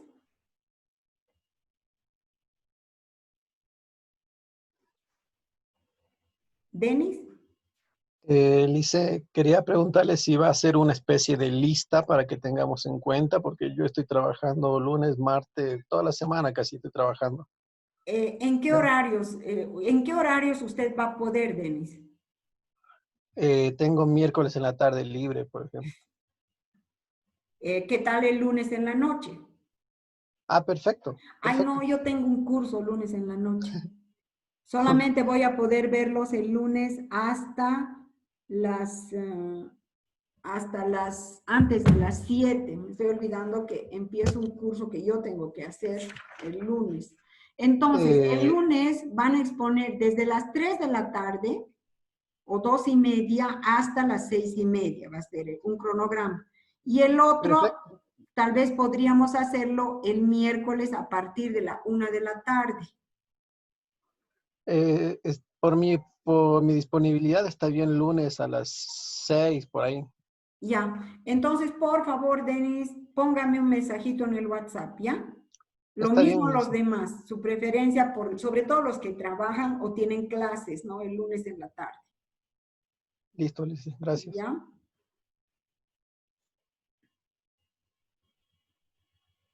Muy bien.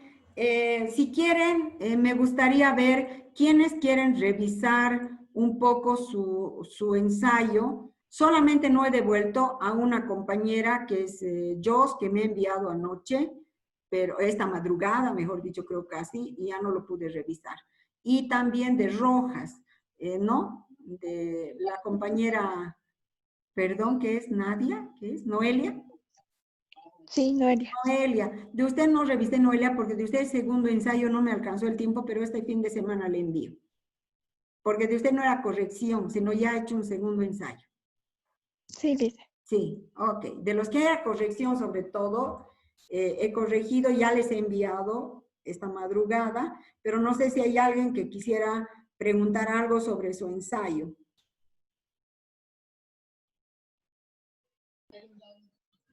Yo le hice, también le he entregado y la corrección y todavía no me ha devuelto la Rosy, retroalimentación. ¿cuál es su tema? Recuérdeme, por favor. La depresión en adolescentes. Pero me mandó, ¿no? Un ensayo sobre adolescencia. Sí, le mandé. A ver un ratito, o tal vez no le he mandado anoche ya porque me estaba cayendo de sueño, pero a ver, veamos. Un ratito voy a dejar de compartir pantalla y voy a buscar. Ay. Radharani, depresión, este es. No le he enviado, entonces lo voy a mandar. ¿Lo puede ver en la pantalla? ¿Lo pueden ver? Sí. Ya. Lo ha aprobado. Tiene problemas de redacción. Este es un problema que solemos tener mucho por cómo hablamos los bolivianos. Les comento que en cuanto al género, ¿no? A ver, estamos hablando acá de género. Por ejemplo, dice, en el presente ensayo se exponen las diferentes características de la adolescencia. Para empezar, aquí debería haber punto y coma, ¿no? O punto seguido. Para empezar, la adolescencia es tomado, dice. Entonces, la adolescencia es género femenino. Entonces, debería de ser tomada. La adolescencia es tomada. Y así ocurre mucho en el ensayo, esos errores. Después está muy bien manejadas las citas textuales, las paráfrasis, la bibliografía revisada es muy buena. Ha debido superar lo que llevamos en la carrera, ¿no?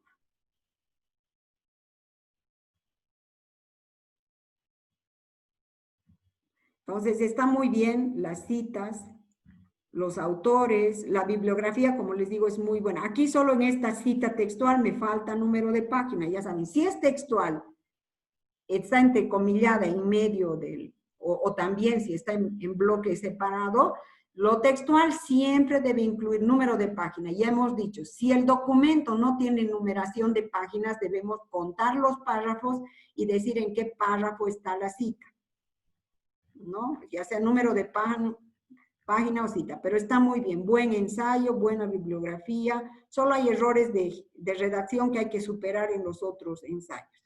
Las referencias bibliográficas están muy bien hechas. Les estoy pidiendo, por favor, no usen programas predeterminados para hacer la bibliografía. Háganlo a mano, perdón, háganlo ustedes personalmente, porque cuando es con un programa, primero, a veces no corresponde a la norma APA séptima edición y no les puedo corregir porque trato de mover algo y todo se desconfigura o de repente marco otras cosas.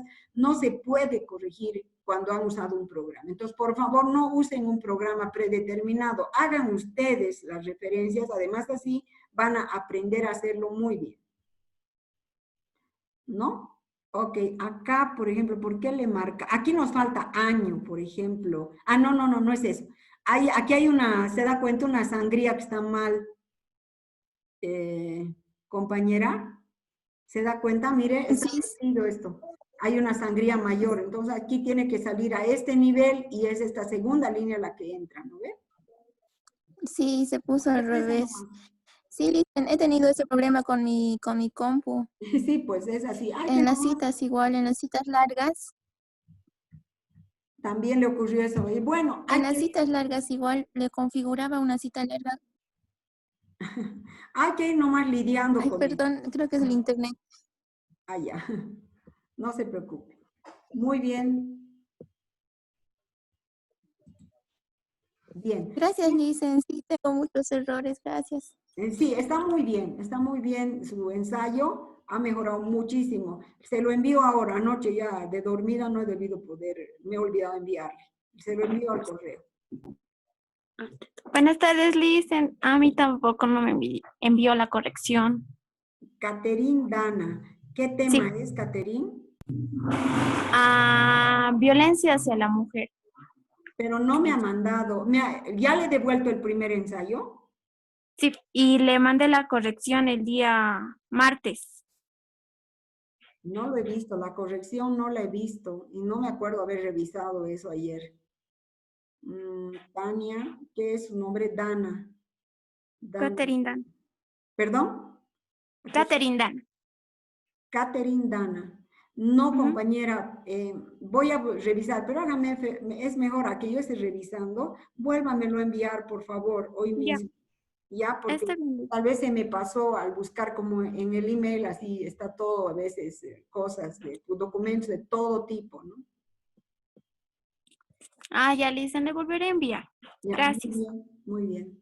Lisa, Ok. una pregunta. ¿Tenemos que hacer otro ensayo o solamente la corrección? No, a veces está tan mal el ensayo que tienen que hacerlo de nuevo totalmente hasta con otro enfoque.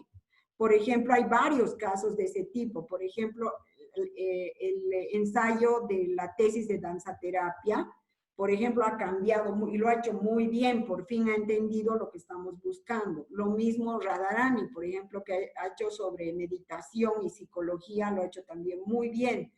Hemos aterrizado en esa conjunción ya entre esta práctica cultural, la meditación y la psicología, y lo está haciendo a través de la Gestalt, la psicología cognitiva. Entonces, a veces amerita, ¿no?, volver a cambiar el enfoque del ensayo.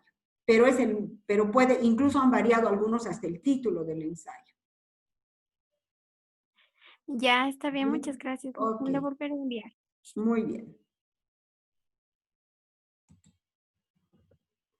¿Cómo bajo esto? Bien, ¿alguien más que quisiera revisar? Listen, Sí, Julián. yo tenía algunas dudas sobre las anotaciones que hizo Ya, a ver, hacia, ahorita se lo veo. hacia ¿Dónde el... está Julián? Aquí está.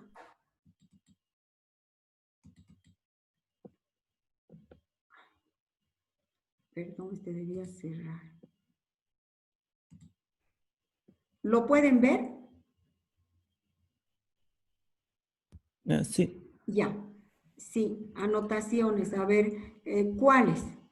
en la página 9 hay como una anotación. Mire, no me ha puesto números de página.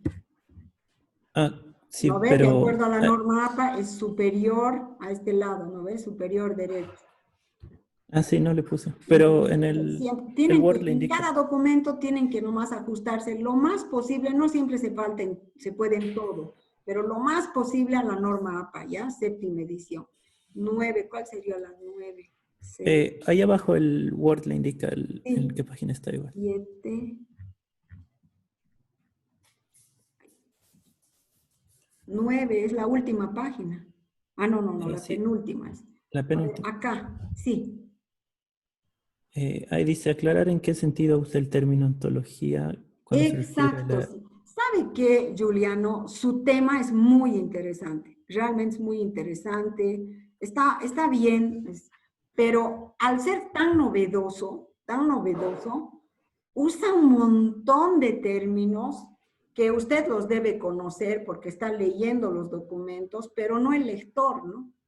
Entonces, cuando usted habla de diferencia, por ejemplo, hay realmente, dice, una diferencia ontológica entre nuestra actividad virtual, patrones conductuales y nuestra personalidad, pero ontología habla en muchos lugares, ¿no? Yo quisiera que no defina precisamente, pero sí que tome algún tipo de esclarecimiento de en qué sentido toma usted la ontología, ¿no? Por ejemplo, habla usted de una ontología, si no me equivoco, si no le he entendido mal, en la tecnología.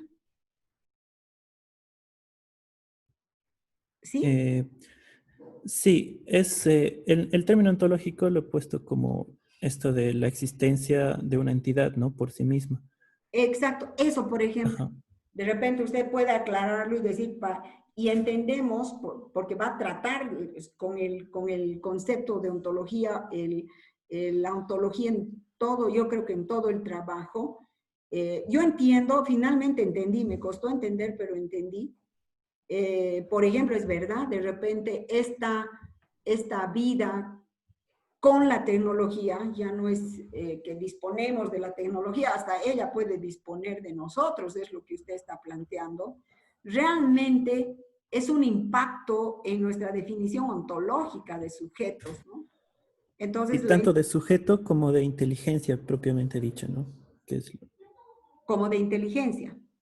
sí, tanto en la definición ontológica de sujeto, como ser humano, personalidad, individualidad, y la definición ontológica de inteligencia también. Ya, por ejemplo, yo creo que para hacer un primer ensayo está muy bien trabajado, solamente hay este tipo de, digamos que en la tesis, le aseguro que va a ser una tesis, un tema muy nuevo, tiene que tener cuidado, siempre yo recomiendo, escríbanlo clarito, no recurran, no veo eso en el caso, yo creo que sobre todo es por el tema que a veces resulta un poquito complejo de leer, pero yo creo que traten siempre de escribir sencillo, claro, que la gente lo entienda.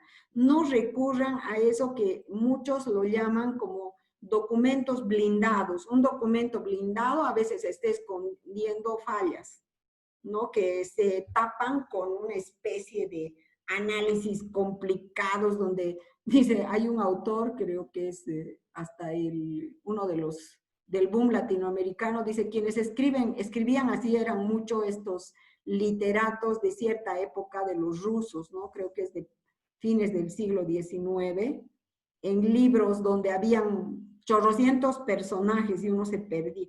Los documentos blindados son esos documentos donde el autor se centra, se queda, digamos, en el uso de términos demasiado técnicos que no permiten comprender. Yo les pido a todos que no caigan en eso. Siempre lean lo que están escribiendo y entiéndanlo, que quede clara la idea. Si no, vuelvan a escribir hasta que la idea quede clara. Yo creo que en lo simple está digamos, a veces, en lo simple creo que hay una virtud en el escrito simple, ¿no? Que no implica simplificar. Yo creo que simplificar es diferente. Pero el escrito claro, donde la idea se comunica clara, donde yo no doy por supuesto que todos están entendiendo este término, digamos. Entonces yo solo le diría que en próximos trabajos trate de aclararlo esto, ¿no? ¿Cómo está, en qué términos está entendiendo su trabajo lo ontológico? Ya, está bien, Lisa. ¿Ya? Por otra parte, Sí. era ya bastante, creía que se estaba haciendo muy largo, entonces le quité algunas partes que eran las que explicaban y pensaba tal vez si en la corrección podría ponerles como a pie de página algunas aclaraciones No sobre necesita algunos... corregir esto. Solo aquí le digo, ensayo bueno, pero para el próximo ahora tiene que hacer otro. En cada caso, una vez que expongan el estado del arte, vamos a ver en muchos casos el segundo ensayo. A algunos ya les he dicho que ensayo es, pero a otros no. Entonces, tal vez ese material podría dejarlo para un segundo ensayo, Julián. ya, está No bien, le Lisa. pido que este lo rehaga, está muy bien, está aprobado. Cuando digo yo bueno, muy bueno, bueno, es que es bueno, no hay que repetirlo, o regular incluso tampoco. Donde digo deficiente, ahí digo tiene que volver a escribir el ensayo, ¿no? Después, en su Está bien. documento, he visto varios documentos donde hay citas textuales. En su documento hay citas textuales y no hay números de página. Ah, sí, sobre eso, Varios de esos. al revisar las normas APA, vi que las traducciones podrían, al hacerlo uno mismo, tomarse como paráfrasis. Entonces, la mayor parte está parafraseada, pero la parte en la que había citas textuales era de un blog de internet que es de la UNAM, que no tenía los números de páginas en el blog, digamos, porque no enumeran, ¿no? Claro, ahí yo les recomiendo plantear el párrafo, o el número de párrafo, o los párrafos donde están los números de párrafo. Hay que contar en esos documentos. Ah, ya. Porque sí tiene que haber. Ahora, en su caso, tal vez yo soy un poquito detallista en esto y prefiero que sobre porque aclara muchísimo y evita muchas dificultades. Yo le diría, donde empiece a hacer esto de plantear sus propias traducciones, por favor, haga una nota al pie y aclare que de acuerdo a la norma APA, esto, ¿no ve? Es decir, de acuerdo a la norma APA, y pone ahí los datos de referencia, que también deben estar en las referencias bibliográficas, y pone usted esto que dice la norma APA, que cuando es la traducción personal del documento no necesita poner el número de página en la cita textual. Póngalo. Eso nos evita cualquier pregunta o que el lector, que puede ser su tribunal, empiece a bajarle nota por eso ya, ¿no? Y usted no le va a poder aclarar porque primero el tribunal lee, sobre todo el lector también, leen el documento ya sin aclaraciones de usted, ¿no? Leen ya el documento terminado. Entonces, aclárelo, Juliano, con nota al pie. Para mí también es algo nuevo. Ya, está bien, Lice, lo voy a notar. Y así en todos los casos, donde ustedes vean que hay cosas particulares. Por ejemplo, Juliano usa muchas palabras en inglés, nombres en inglés. Según la norma APA, la de la 6ª edición, había que escribirlo en cursiva. Cualquier extranjerismo en cursiva. No sé, no tengo en mi cabeza ahorita la 7ª edición que dice. Busquen, ya se las... Ya voy a revisar eso. Sí, busquen si la 7ª edición no exige que los extranjerismos deben ir en cursiva. Puede ser que ya no.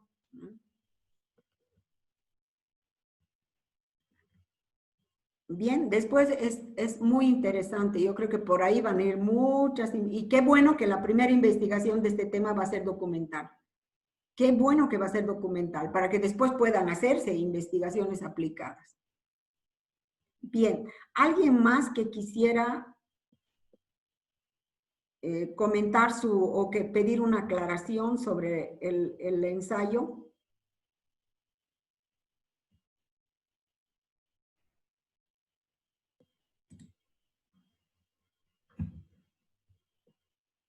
Bien, después me escriben al chat, por favor. Traten siempre de usar el chat de grupo, ¿no? Porque a veces lo que piden aclarar sirve a todos, ¿no? Bien, bien, entonces hasta mañana voy a sacar el cronograma. Manden al WhatsApp de grupo sus disposiciones, los que no pueden lunes en la tarde porque trabajan o tienen otra materia, o los que no van a poder el martes en la mañana o no van a poder el miércoles, que tenemos a partir de la 1. Bien, y los que no escriban nada, pues quiere decir que tienen más o menos cierta libertad, entonces yo les voy a dar su horario. Ya saben, no me envían al email el estado del arte más que después de haberlo expuesto con las correcciones que les voy a pedir. Si va a haber o no va a haber también. Después me van a enviar al email para que ya sea parte de su nota. Bien. Creo que en los segundos ensayos de los que han corregido están muy bien. Solo uno tiene que repetir, pero después todos han mejorado muchísimo en el segundo ensayo y creo que estamos entendiendo de lo que se trata esto, ¿no? Entonces ya las normas APA están mejor usadas y por otro lado ya han aterrizado en todo lo que dicen tiene que tener apoyo en alguna bibliografía, en algún documento. No hay ideas libres aquí. Más que cuando estén en el capítulo de análisis de resultados y conclusiones de la tesis. Licenciada, una consulta para el estado del arte. Cuando terminemos de exponer todos, ¿ahí es cuando vamos a hacer nosotros un pequeño análisis o en cada estado del arte? En cada estado del arte, compañera. Ah, ya está bien, gracias. En cada estado. Es más, puede poner las ideas para exponer en parte de la diapositiva. Está bien, gracias. Melina, vea su cámara, está mal enfocada. Ay, ahora sí. Muy bien, muy bien. ¿Alguna otra pregunta?